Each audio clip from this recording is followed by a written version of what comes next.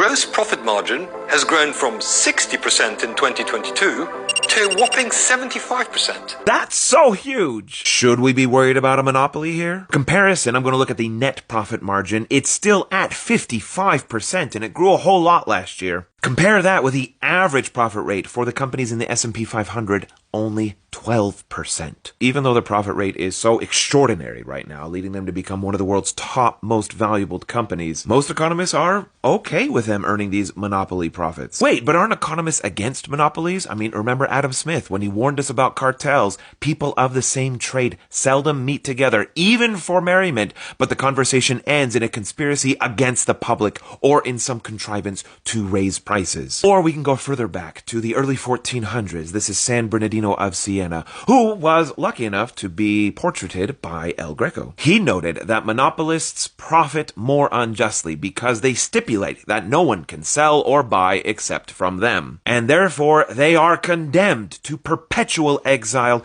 despoiled of all their goods. So how do we go from being condemned to hell by a priestly saint to sometimes being okay with monopolies today? Enter the 20th century economist Joseph Schumpeter. He noted that more innovation will happen under the protective borders of a monopoly. Practically any investment entails a necessary complement of entrepreneurial action. Large-scale plans could in many cases not materialize at all if it were not known from the outset that competition will be discouraged. Of course, this is the general argument for patents that we have known about for a few hundred years. Schumpeter added to this argument by noting that large firms are more stable, unlike small businesses, and therefore more likely to invest in the future. The key to making this work, though, and to prevent long-run exploitation, is to always preserve freedom of entry. The large, innovative, monopolist firm must face the threat of future competition. Here, I got another example for you. This is a collection of food trucks out in Hood River, Oregon. See these two trucks right here? There is nobody waiting to line up. This food truck right here has monopolized the entire market. Because his product